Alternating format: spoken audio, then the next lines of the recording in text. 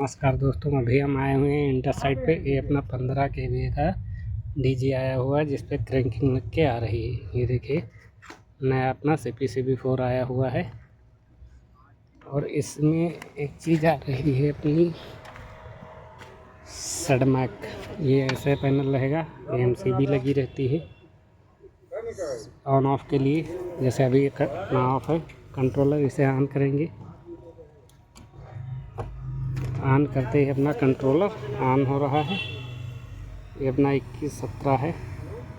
अब इसमें कन्फ्यूजन कहाँ पे आता है, जैसे हमारा यहाँ पे लिखा गया है, देख लीजिए, रिमोट स्टार्ट स्टॉप पल्स, ठीक है, 3 4 5 दिया गया है।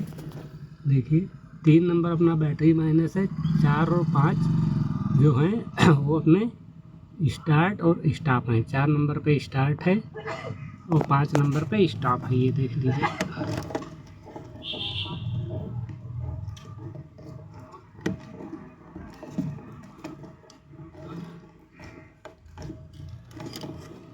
ये देखिए, ये 100 number battery minus, STR start और STP स्टॉप। ये देखिए 3 4 5। और अपनी LOP अब यहाँ सबसे लास्ट में दी जाने लगी। ये देखिए LLOP।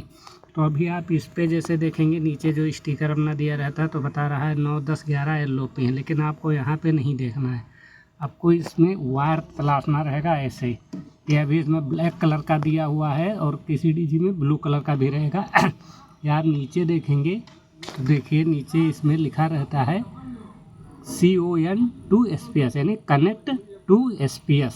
कनेक्ट टू SPS का मतलब है हमें LOP कनेक्ट करनी है। देखिए कनेक्ट टू SPS जो लिखा हुआ उसके ऊपर LOP का वायर लगा हुआ है। ये इतना अपने को करना रहेगा हर साइड पे। अब इसमें कोई कंफ्यूजन नहीं होना चाहिए किसी के पास कि हम LOP का कहाँ पे कनेक्शन कर दें। ये अपना बैटरी माइनस है टोटल और बैटरी प्लस है टोटल, ठीक है। और इसके बाद इसमें कुछ सेटिंग भी चेंजेस करनी रहती हैं, तो सेटिंग के लिए आप लोग जानते हैं, जैसे इसे हम दबा के रखेंगे स्टॉप बटन। ये अभी आ गया। अभी इसको हम स्टार्ट पे ले जाएंगे। ये मांग रहा पासवर्ड में हमारा 55 है।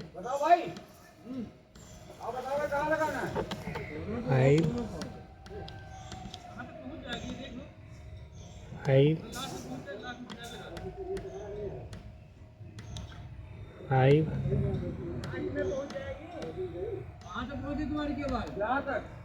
तो अभी हमने इसमें कुछ सेटिंग चेंज कर रखी है। जैसे अपना आ गया मॉड्यूल के बाद हम जाएंगे इनपुट पे जाएंगे तो यहाँ पे हमें जाना है ई पे हम जब जाएंगे तो यहाँ पे रहेगा सोर्स लो ऑयल प्रेशर स्विच। से हमें हमेशा नॉट यूज रखना है। हम बैक हो जाएंगे, आउटपुट पे जाएंगे, आउटपुट पे हमें जाना है J पे। तो अभी ये J पे जाना है। यहाँ पे लोड ऑन DG रहेगा, इसे हमें डिसेबल कर देना है। बस ये 2 ही सेटिंग करनी रहती है। ये सब करके अपना स्टॉप बटन प्रेस करके रखेंगे जब हम, तो सेटिंग सेव हो जाएगी। मैनुअल मोड आ गया और जब सारे वायर कनेक्ट हो जाएंगे तो हम इसे ऑटो मोड में डाल देंगे। तो पहले एक बार ऑटो मोड में डाल देते हैं। अभी देखिए ऑटो मोड में गया लेकिन DG स्टार्ट नहीं हुआ। तो ऐसा ही होना चाहिए, ऐसा नहीं कि हम ऑटो मोड में डालें और DG स्टार्ट हो जाए।